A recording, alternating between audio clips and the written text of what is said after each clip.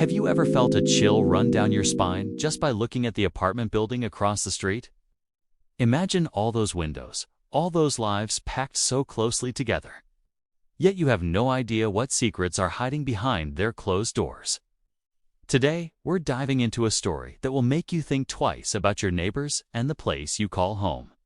We're talking about the 2006 South Korean horror masterpiece, Apartment, also known as a PT. This film, directed by On Byung-ki, the same mind behind horror classics like Phone and Bunchen Saba, takes a seemingly ordinary setting and turns it into a stage for relentless terror. Our story centers on Sejin, a young woman who's just moved into a new high-rise apartment on the outskirts of Seoul. She's trying to escape a troubled past and build a new, quiet life for herself. She's a bit of a recluse, spending her days working from home and her nights observing the world from her window. It's this habit of watching the apartment complex opposite hers that pulls her into a nightmare she could never have imagined. From her balcony, Sejin notices something strange. Every single night, at precisely 9:56 p.m., the lights in the opposite building all go out simultaneously. It's a bizarre, coordinated event. At first, she dismisses it as a strange coincidence or maybe some kind of local energy-saving drill. But then, the coincidences turn deadly. Shortly after these nightly blackouts, residents of that building start turning up dead. These aren't just accidents. They're strange, seemingly self-inflicted deaths that defy explanation. One person falls from their balcony, another hangs themselves, the list goes on. The police are baffled, ruling them as a string of unrelated suicides. But Sejin knows better. She's seen the pattern. Something sinister connects these deaths, and it all revolves around that 9:56 p.m. blackout. Driven by a mix of fear and a desperate need for answers, Sejin starts to investigate. She knows what she saw, but who would believe her? The police are skeptical, and the other residents are either too scared or too self-absorbed to notice the terrifying pattern.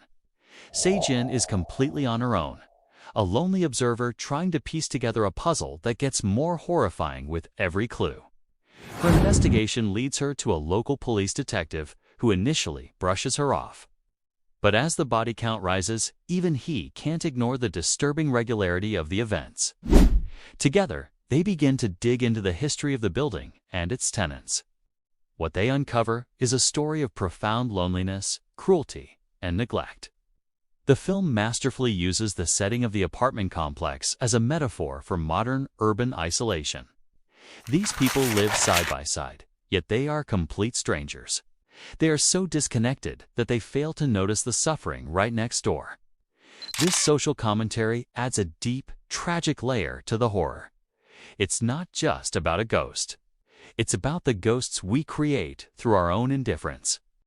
As Sejin gets closer to the truth, she discovers the story of a young, disabled woman who lived in the building. This woman was confined to a wheelchair and suffered immense cruelty and abuse from her neighbors. They mocked her, complained about her, and treated her as a burden. Her life was one of constant pain and isolation, ignored by everyone around her. The nightly blackouts at 9:56 p.m., that was the exact time she died. Her death was not a peaceful one, and her vengeful spirit, fueled by rage and sorrow, has now latched onto the building. This is where the film really excels. It's a classic vengeful ghost story, or Wonhan in Korean folklore, but with a modern twist. The ghost isn't just randomly killing people. She's reenacting the cruelty she endured. The residents who are dying are the very same people who tormented her in life. Her ghostly curse forces them to turn off their lights at the moment of her death, and in that darkness, she exacts her revenge. It's a chilling form of poetic justice. Sejin's investigation becomes a race against time. The ghost's power seems to be growing, and now, it's not just the guilty neighbors who are in danger. The curse is starting to spread, threatening anyone who lives in the building, including a young girl named Yu Yen, who has the ability to see spirits. Yu Yen is a key character. She's a child who has been abandoned by her parents and is being cared for by her overwhelmed grandmother. She befriends Sejin, and through her, we get another perspective on the building's toxic environment of neglect. Yu-Yan can see the vengeful spirit and understands her pain, creating a strange and dangerous connection between the living and the dead. The film builds tension brilliantly. The recurring 9:56 p.m. deadline creates an unbearable sense of dread. Every evening, as the clock ticks closer to that fateful minute, you're on the edge of your seat. The director uses long, slow shots of the apartment building's facade, turning it from a simple structure into a monstrous entity with 1,000 unblinking eyes. The jump scares are effective, but it's the sustained psychological atmosphere that truly gets under your skin. You start to feel the same paranoia as Sejin. Every shadow, every flicker of a light becomes a potential threat. One of the most powerful themes in Apartment is the idea that the greatest horrors are often man-made. The ghost is terrifying, yes, but she is a product of human cruelty. Her rage is born from the apathy and malice of her neighbors. The film forces us to look at ourselves and ask, how do we treat the people around us? Do we notice when someone is suffering? Or do we, like the residents of this cursed apartment, simply turn a blind eye? The climax is an intense and emotional confrontation. Sejin must find a way to appease the spirit and break the curse before it consumes everyone, including herself and young Yu-Yan. It's not about fighting the ghost with weapons or incantations. It's about understanding her pain and offering the empathy she was denied in life. This emotional depth is what sets Apartment apart from many other horror films. It's a story with a heart, albeit a broken one. The resolution is bittersweet and thought-provoking. It doesn't offer a simple, happy ending. Instead, it leaves you with a lingering sense of unease and a profound message about social responsibility. The film suggests that the true horror isn't the supernatural, but the darkness that can exist within a community when people stop caring for one another. The apartment building itself becomes a character, a tombstone for a society that has lost its compassion. So, why should you watch Apartment? If you're a fan of atmospheric, psychological horror that relies on story and tension rather than just cheap scares, this is a must-see.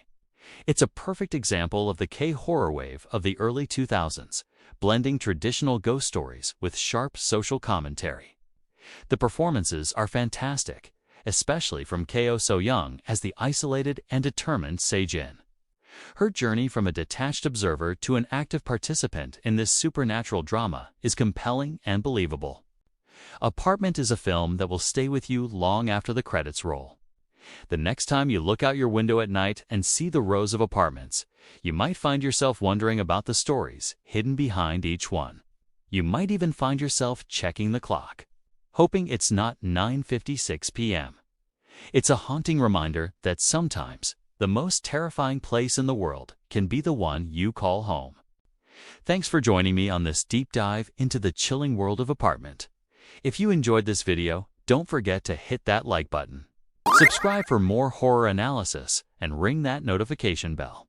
Let me know in the comments what you thought of the film, or if there's another horror movie you'd like me to cover.